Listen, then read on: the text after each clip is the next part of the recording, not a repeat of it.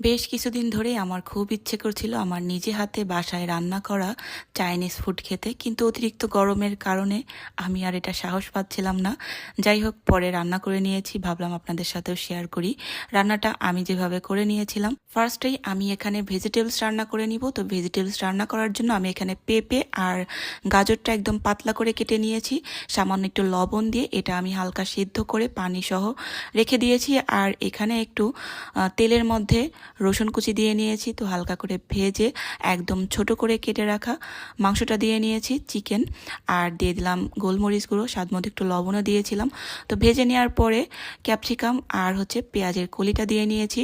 তো আরও একটু ভেজে নেওয়ার পরে দিয়ে দিলাম একটু সয়া সস আর একটু টমেটো সস। তো এটাও আমি হালকা করে ভেজে আগে থেকে যে পানি সহ সবজিটা ভাপ দিয়ে রেখেছিলাম সেটা কিন্তু দিয়ে নিয়েছি। আর এই তো ভালো করে কিন্তু মিলিয়ে নিচ্ছিলাম। আমি কিন্তু লবণটা দেখে নিয়েছি। আর এখন দুইটা মরিচ আমি মাঝখান থেকে ভেঙে দিয়ে নিলাম যেন একটু ফ্লেভার পাওয়া যায়।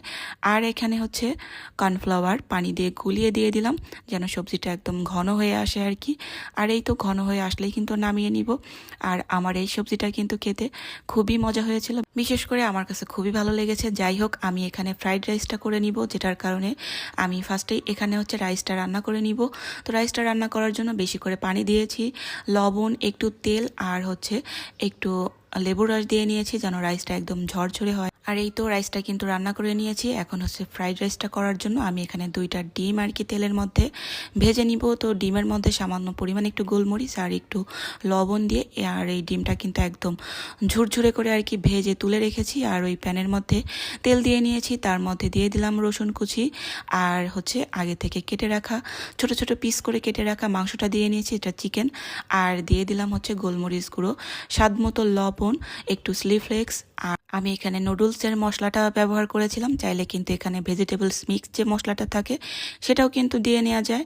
যাই হোক, তো আমি আমারটা আর কি বললাম যেভাবে আমি রান্নাটা করেছিলাম। আর এখন দিয়ে নিলাম কিছু সবজি।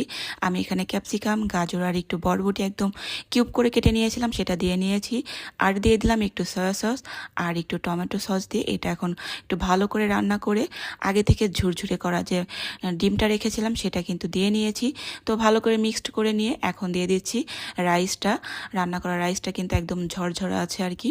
তো সেটা দিয়ে এখন হাই হিটে ভালো করে মিশিয়ে নিলেই কিন্তু হবে। যদিও আমি হাই হিট দিতে পারি নাই, কারণ যেহেতু চাইনিজদের মতো অভিজ্ঞতা নেই, আমি মাঝারি আছে আর কি রান্নাটা করে নিয়েছি। আর এই তো এভাবে করে রেখেছিলাম যেন একদম গরম থাকে। আর এখন এখানে আমি চিকেনটা ফ্রাই করে নিচ্ছি। আর এটা করে রাখার দেখেন একটা সুবিধা, আমি কিন্তু এই চিকেনটা আগে থেকে